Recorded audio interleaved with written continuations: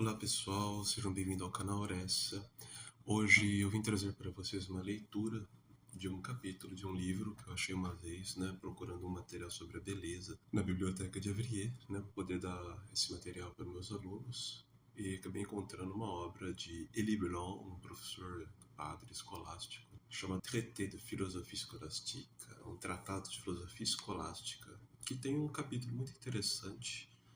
E exatamente por isso que eu vou trazer aqui. Então, antes de começar a fazer esta leitura, eu vou apenas dar uma introduzida aqui sobre a obra do autor, algo bem rápido, só para vocês conhecerem talvez o contexto histórico, e bibliográfico. Então, a obra de Élie Blanc, o Tratado de Filosofia Escolástica, foi publicado em 1909, começo do século XX. Foi recebida com grande estima no contexto da renovação da filosofia escolástica no final do século XIX. Blanc, filósofo e padre francês, profundamente influenciado pelo pensamento tomista, ele desenvolve nessa obra um tratado sistemático que abrange lógica, metafísica, cosmologia, psicologia, teodiceia e moral, oferecendo uma visão abrangente e estruturada da filosofia tomista e da tradição escolástica, um manual, um tratado de filosofia. O Papa Leão XIII, em sua encíclica Aeterni Patris de 1879, para dar um contexto, ele incentivou o retorno da filosofia escolástica como fundamento para o estudo filosófico e teológico, destacando a importância de São Tomás de Aquino como guia neste caminho. A obra de Élie Blanc é um exemplo prático desse renascimento da escolástica. Leão XIII concedeu uma bênção apostólica a esse tratado de filosofia do Élie Blanc, reconhecendo como uma contribuição valiosa para a restauração da dignidade e do rigor intelectual da filosofia escolástica da Igreja.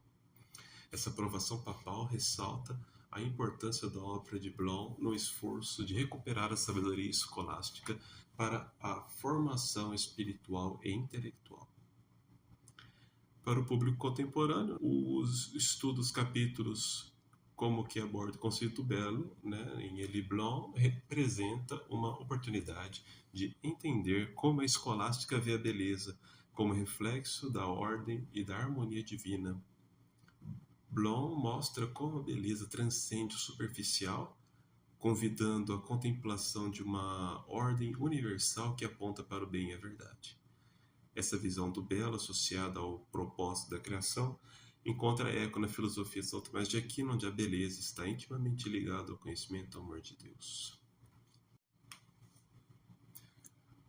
Vamos começar então agora a leitura deste capítulo. É o capítulo 31 do Belo. O belo, a posição da estética. O belo é aquilo que é bom conhecer, é aquilo cujo conhecimento agrada. Em latim, id cuius apprehensio placet. Esta definição de São Tomás de Aquino nos parece ser a mais breve e a mais profunda que se pode dar do belo, e tentaremos extrair dela tudo o que ela contém. Mas antes, vamos determinar a posição deste capítulo. A beleza é uma perfeição, e das mais elevadas. Alguns a abordam depois de falar do bem, outros depois de falar de todas as perfeições. Quanto a nós, se tratamos dela no começo, no final da metafísica geral, não é porque o belo se separa do verdadeiro e do bem, ao contrário, é entre eles que se tem suas raízes. Mas o belo não é completo, ao menos para nós, e só merece, ou melhor, só obtém seu nome, quando se torna sensível de alguma maneira.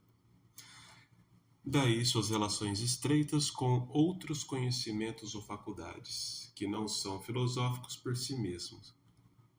As belas artes, a poesia, a eloquência, a literatura, o gosto, os sentimentos, a sensibilidade. O belo é objetivo e absoluto. Nosso espírito não o cria, assim como não cria a verdade, ele o descobre. Sem dúvida, existem belezas de pura imaginação e invenção humana, mas elas sempre se referem de alguma maneira ao belo absoluto, pois o homem nunca é completamente livre para definir arbitrariamente todas as leis da beleza. Não existe beleza verdadeira que seja de pura convenção. É verdade que algo pode ser considerado belo em um país, em uma época, e não em outro lugar ou em outras circunstâncias. Mas, primeiramente, não é certo que tudo o que os homens consideraram belo em uma época realmente o fosse.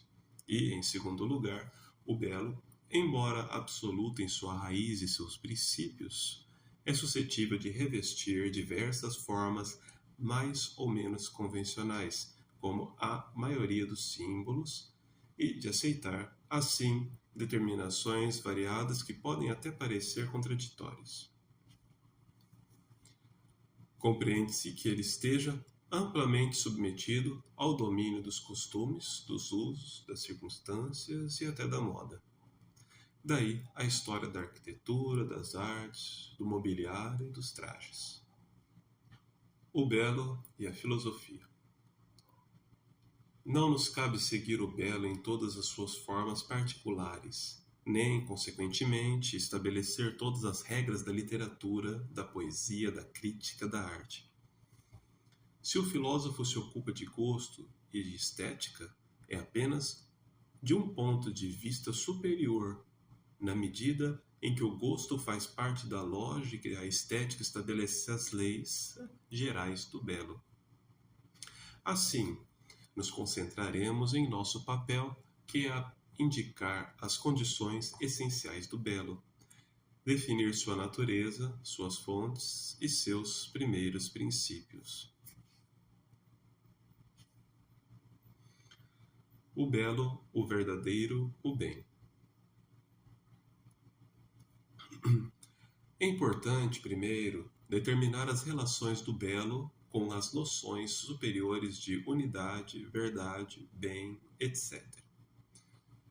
É entre o verdadeiro e o bem, como dissemos em um dos capítulos anteriores, que ele encontra suas raízes.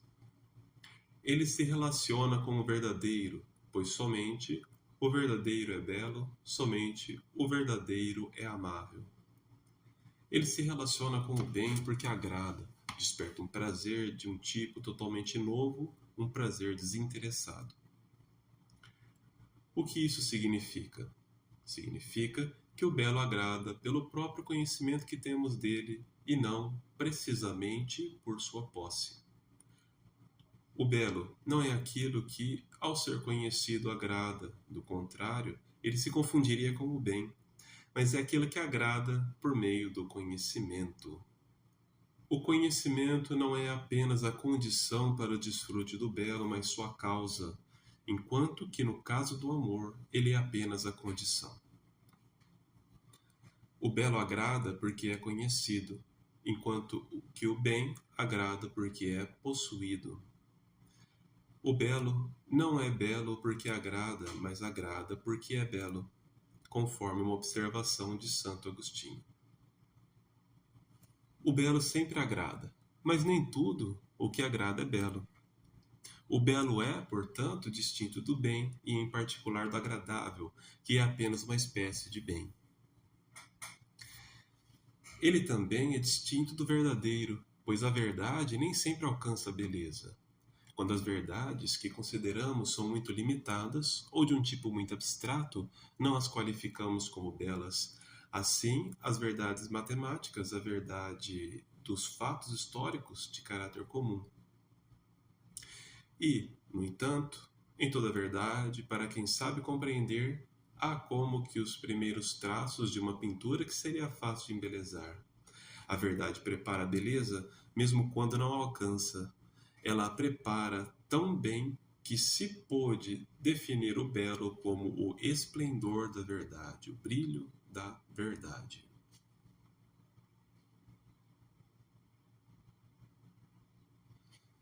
Mas por que a verdade se torna radiante, esplêndida, cativante? Porque ela agrada?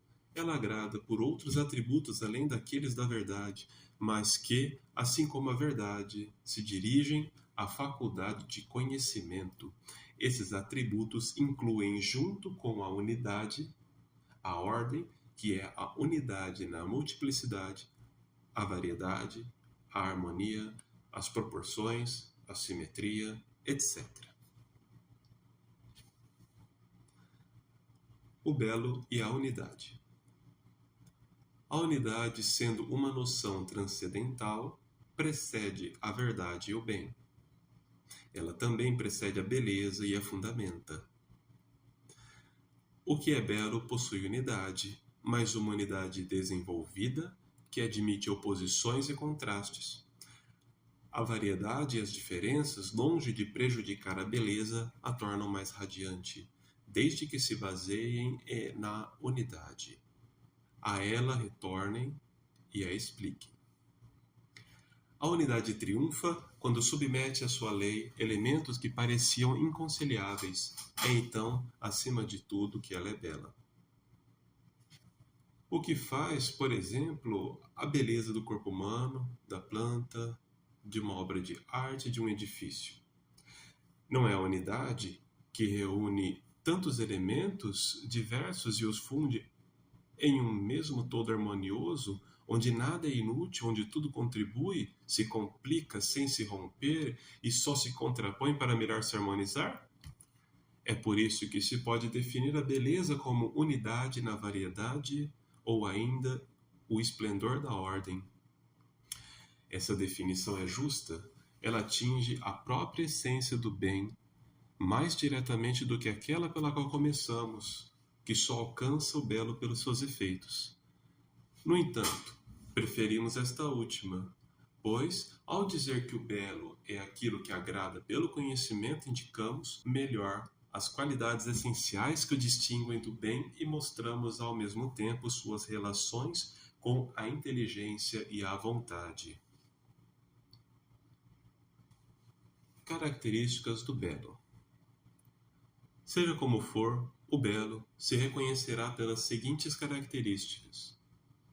Primeiro, ele causará um amor desinteressado, ou seja, vindo inteiramente do conhecimento do objeto, sem buscar nada além desse conhecimento.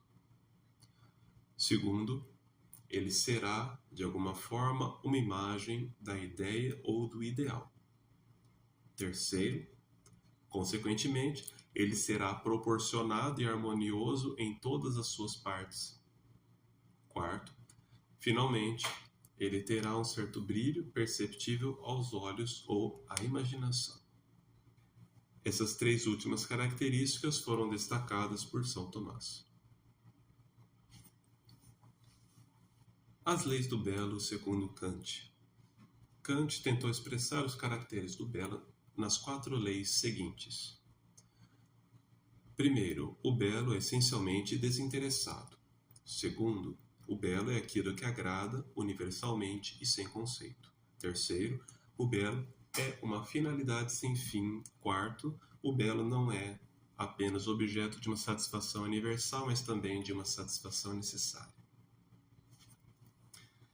Dessas 4 leis, já explicamos a primeira, a segunda é incontestável em uma de suas partes, mostrando como o belo não é puramente convencional, mas sempre se relaciona de alguma forma com a natureza das coisas e com o absoluto.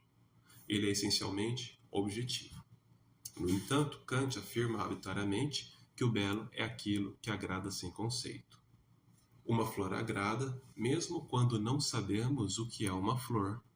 Se muitas coisas admiradas são indefiníveis, isso não significa que um conhecimento mais profundo do objeto prejudique por si só a percepção da beleza e o sentimento que temos dela. Muito pelo contrário. Quanto à finalidade sem fim da terceira lei, isso significa que todas as partes do objeto contribuem para um fim ou, mais precisamente, formam o mesmo conjunto, finalidade, e que, por outro lado, o belo não é ordenado a um fim exterior.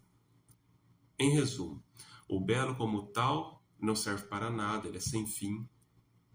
Outros filósofos expressam isso mais claramente, dizendo que o belo está na ordem, na proporção, na harmonia, na variedade, unida à unidade, finalidade. E acrescenta que o belo não pode se confundir com o útil. Kant exagera, até mesmo essa segunda verdade. Quanto à quarta lei, ela equivale a dizer, como a segunda, que o belo é aquilo que se deve agradar em vez de apenas aquilo que agrada, pois é objetivo e absoluto. A definição do belo, segundo Kant, embora não seja falsa, não merece nossa total aprovação. O belo é aquilo que satisfaz o livre jogo da imaginação, sem entrar em desacordo com as leis do entendimento. Essa definição é secundária, ela pode servir para explicar a definição que já foi dada. O belo é aquilo que agrada através do conhecimento, sensível e intelectual. Mais do que Kant, Jouffroy e Hegel apontaram a própria fonte do belo ao dizerem, o primeiro, o belo é o invisível manifestado pelo visível, e o segundo, o belo, é a manifestação sensível da ideia. Isso porque a beleza, apesar dos elementos sensíveis que a envolvem e do concurso indispensável que exige da imaginação, está entre as noções mais elevadas. Embora não se possa dizer que todo ser é belo, como se pode dizer que todo ser é uno, verdadeiro e bom, ao menos podemos dizer que todo ser oferece os fundamentos da beleza, assim como oferece os da perfeição. Beleza e utilidade. Kant opôs excessivamente a beleza à utilidade. No entanto, é interessante notar que os objetos mais belos, ou os que são suscetíveis da maior beleza, costumam ser os mais úteis por natureza. Assim, a coluna do templo, o rosto e os olhos no homem, a vestimenta sobre a pessoa, os móveis, os vasos, as taças, os instrumentos de toda espécie. Qualquer coisa inútil, supérflua, facilmente se torna de mau gosto, ela carece de verdade e por isso mesmo de beleza. O belo ideal e o belo real. A beleza pode ser ideal ou real. A primeira é concebida pelo espírito. É um modelo de perfeição, uma imagem que o espírito forma para si e que serve como referência na criação de uma obra de arte. Esta última é como o efeito do ideal concebido, realizando-o de forma mais ou menos perfeita. O belo ideal é considerado como perfeito, mas essa perfeição está mais na intenção do artista do que no ideal realmente concebido. É verdade que o artista, especialmente o artista de gênio, dificilmente consegue realizar plenamente seu ideal. Mas quantas vezes ele pode, talvez, encontrar ou buscar-se encontrar uma execução que vá além do que ele concebeu? Isso é verdadeiro para o escritor que, ao trabalhar suas expressões, ilumina seu pensamento. É ainda mais verdadeiro para o poeta, cujos versos sonoros e harmoniosos soam melhor aos seus ouvidos do que ao seu próprio espírito, expressando às vezes mais sentimento do que ele mesmo percebe, mais verdade do que consegue compreender. Por que isso não ocorreria em todos os tipos de arte? Há em nós, assim como no restante da natureza, uma espécie de arte inconsciente. O pássaro voa com muita arte, ele canta da mesma forma. Não é surpreendente, então, que o homem encontre a arte de maneira inconsciente antes mesmo de conhecê-la e buscá-la. Beleza natural, artificial, moral. A beleza pode ser natural, artificial ou moral. A beleza natural é aquela que se encontra nas obras do Criador, tanto no conjunto quanto em cada elemento particular. Tudo é belo de alguma forma na natureza para quem sabe observar bem. Essa beleza natural pode ser sensível e corporal, ou espiritual e inteligível. Quando a beleza é sensível, isso não significa que os sentidos possam formalmente percebê-la. A beleza é ordem, harmonia, e nos é dada por um conhecimento intelectual. Em suma, ela se dirige essencialmente ao espírito. Por isso, os animais não percebem o belo assim como não percebem o verdadeiro, nem encontram o bem e a felicidade propriamente ditos. Daí a indiferença dos animais diante dos maiores espetáculos. Mas a beleza é sensível na medida que o espírito a encontra nos objetos oferecidos pelos sentidos, ou pelo menos por dois deles, a visão e a audição, que são adequadamente chamados de sentidos estéticos. Com efeito, os outros sentidos não nos servem para perceber a beleza. Há belas canções e belas paisagens, mas não há propriamente sabores ou odores belos. Os sentidos inferiores estão demasiado afastados do conhecimento intelectual, são demasiado grosseiros, ou melhor dizendo, demasiado confusos para perceber os caracteres do belo, que são a unidade, a variedade, a proporção, a harmonia, a ordem. Mas a visão e a audição, separadamente ou associadas, são capazes de perceber belezas que se admiram infinitamente. O céu, a terra e o mar oferecem espetáculos sublimes, animados por todos os seres da criação, desde a mais humilde flor que se abre na relva e o inseto que zune ao sol, até o rosto de uma criança que sorri para sua mãe. E já podemos notar que as coisas sensíveis são belas, não tanto por elas mesmas, mas pelo que elas expressam. A natureza é tão grandiosa, tão comovente, porque exprime os atributos de Deus e também porque o homem projeta nela seus sentimentos e seus pensamentos mais íntimos. Daí a beleza da paisagem, da flor, do pássaro, da menor folha de grama. E, sobretudo, a beleza do rosto humano, que não é mais material, por assim dizer, tão capaz que é de refletir sem equívocos uma beleza superior. A beleza espiritual reside inteiramente nas coisas espirituais e nos conceitos que as expressam. Nada seria tão belo na terra quanto uma alma, se fosse possível vê-la. Mas essa beleza superior, para ser apreciada, precisa encontrar uma tradução em uma expressão que seja, se não bela em si mesma, ao menos verdadeira. Voltaremos a esse ponto em breve. Em segundo lugar, a beleza artificial é aquela que é o efeito da arte humana. Ela também pode ser sensível ou espiritual. Pode se dirigir aos olhos, aos ouvidos, à imaginação. Ou pode se dirigir ao espírito como um belo poema, uma bela obra. No entanto, devido à dificuldade de separar as belezas da imaginação das belezas espirituais, já se vê porque é raro encontrar uma beleza que possa ser reconhecida como tal sem assumir formas sensíveis, pelo menos aquelas que uma imaginação feliz e brilhante pode conferir. Por fim, a beleza moral, que supera em muitos as anteriores, é aquela que resulta de uma razão reta unida a uma vontade justa e santa. A beleza moral é o que chamamos de honestidade, ela está na virtude. E aqui notamos essa admirável coincidência entre a beleza e o bem supremo, entre a beleza moral e o bem moral. Distintas em seu ponto de partida e muitas vezes opostas em suas formas inferiores, essas duas perfeições, que são a beleza e o bem, tendem a se unir e a se confundir em seus picos na moralidade. O belo é essencialmente sensível. Até aqui assumimos que o belo pode se manifestar no âmbito puramente espiritual. Mas será que não estendemos demais o domínio do belo?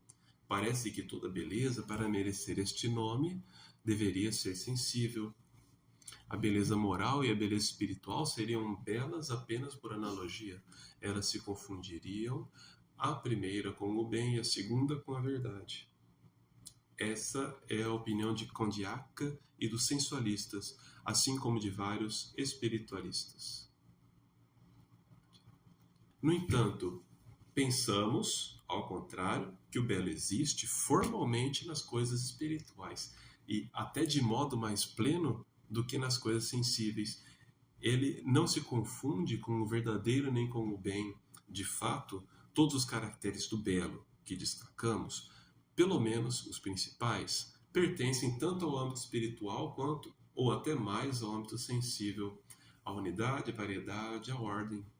O conhecimento de uma alma bela pode agradar muito mais do que o de um belo rosto. Um belo discurso é mais cativante que uma bela música, ou, se a música prevalece, é pelos sentimentos elevados e delicados que ela desperta ou pelas memórias que ela evoca. Contudo, devido à estreita conexão entre nossas faculdades intelectuais e sensíveis, a beleza superior é raramente percebida senão sob uma forma sensível e bela em si mesma. Daí a tendência de confundir o belo com aquilo que agrada aos sentidos. Daí o hábito de reservar o nome belas artes àquelas que se dedicam a realizar a beleza sensível. Pode-se, portanto, dizer nesse aspecto, junto com vários filósofos, que a beleza consiste em uma combinação do ideal concebido pelo espírito com uma forma adequada que o exprima.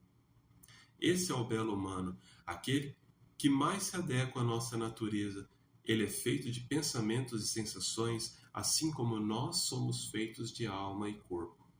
Mas já se pode perceber que, assim como o corpo deve ser subordinado à alma e traduzir para ser belo o que ela tem de melhor, da mesma forma, a beleza sensível só é perfeita quando ela reflete uma beleza superior e forma com ela um único e mesmo objeto de conhecimento.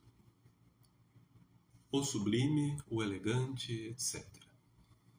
Restam agora algumas formas particulares do belo que devemos destacar e entre as quais a beleza ordinária se situa como um meio. De um lado temos o sublime, o grandioso, de outro, o elegante e abaixo ainda o bonito, etc. O sublime, que não deve ser confundido com o grandioso, nem muito menos com o colossal, é a beleza em sua mais alta expressão. É a beleza que excede nosso conhecimento, nosso pensamento, nossa imaginação. Ela provoca nossa admiração, frequentemente nossos temores e até um verdadeiro terror. Ela provoca nossa admiração e, frequentemente, nossos temores e até um verdadeiro terror.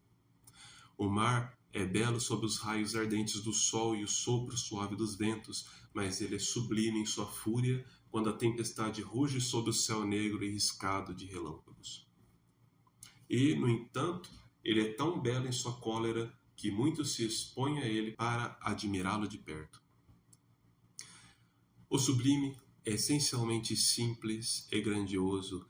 Ele é grandioso pela extensão, pelas proporções, o sublime matemático de Kant, ou pela força, o sublime dinâmico.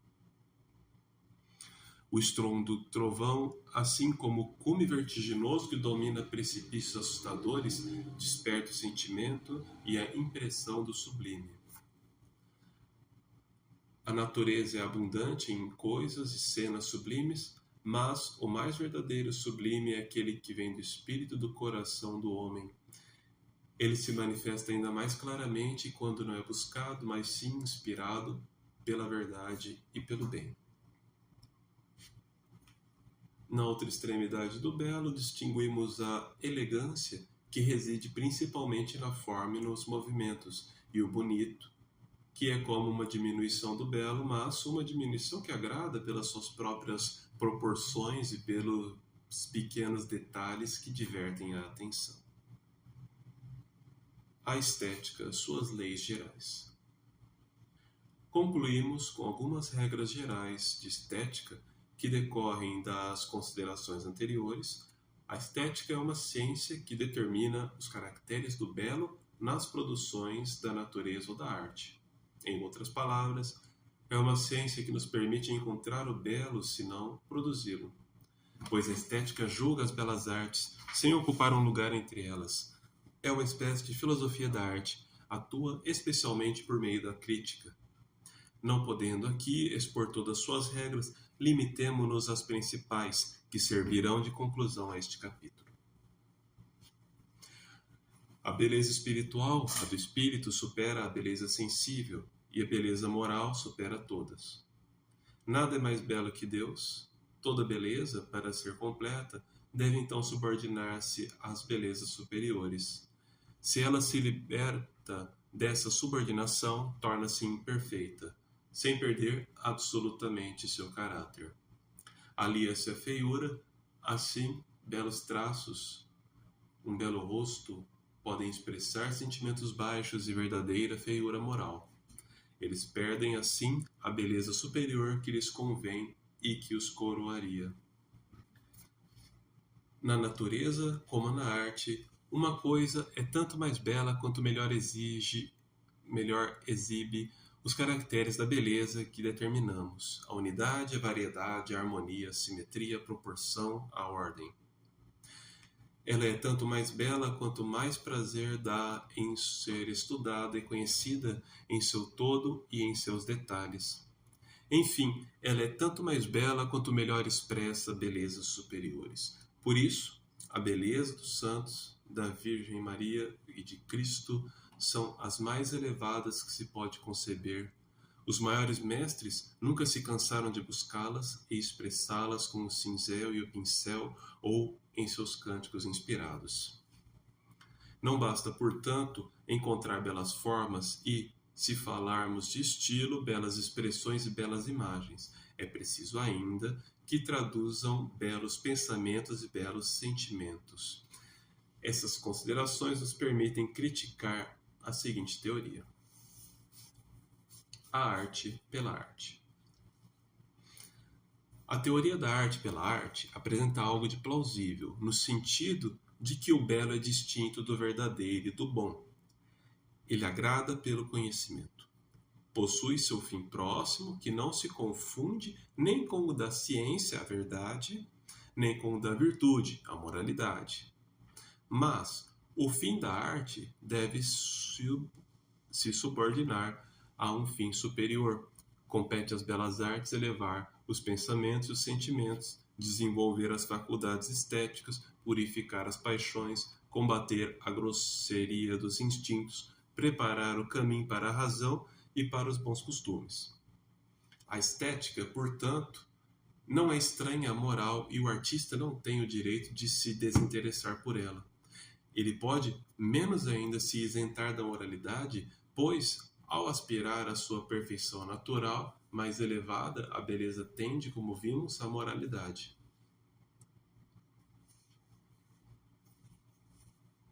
Realismo e idealismo. Como as belas artes devem elevar o espírito às belezas superiores, elas não podem se satisfazer com o realismo ou o naturalismo. Não é ainda fazer arte simplesmente copiar a natureza, especialmente quando se trata da natureza degradada. Conta-se que Aristóteles aprovava os artistas que representavam as pessoas melhores e mais belas do que são. É que, seguindo o exemplo de Platão, ele atribuía aos artistas o ideal como objetivo. No entanto, as belas artes também não podem refugiar-se no idealismo, ou seja, buscar um ideal de pura fantasia, sem relação com a realidade. O artista deve extrair da natureza o que ela tem de melhor, captar seu ideal, que parece perseguir continuamente sem jamais alcançar. Ele deve, em outras palavras, acrescentar algo seu à obra da natureza e comunicar-lhe algo do seu próprio pensamento. Mesmo quando se dedica a desenhar retratos, a reproduzir batalhas, cenas históricas e outros fatos, ele será verdadeiro sem ser realista. Ele sempre saberá captar a natureza no momento e sobre a perspectiva mais favorável, fazendo-a expressar tudo. Chegamos ao fim deste belo texto sobre o conceito da beleza e espero que tenha sido uma experiência enriquecedora. Ao explorar as ideias de Leblon, vimos como bela, na visão escolástica, é muito mais do que uma percepção estética, é uma expressão de ordem, harmonia e verdade. Blon, com seu estilo claro e profundo, nos leva a refletir sobre como a beleza nos aponta para algo maior, para uma realidade que transcende as aparências e reflete a perfeição divina. Esse entendimento nos ajuda a perceber que a beleza é um caminho que nos convida à contemplação do bem e da verdade. Se esse tema, da beleza despertou uma curiosidade especial, eu deixei na descrição do vídeo links, para o... Se esse tema despertou uma curiosidade, deixei na descrição do vídeo links para o texto original e uma tradução. Assim você pode se aprofundar e explorar essas ideias diretamente nas palavras do autor. Ficamos então por aqui. Até o próximo vídeo.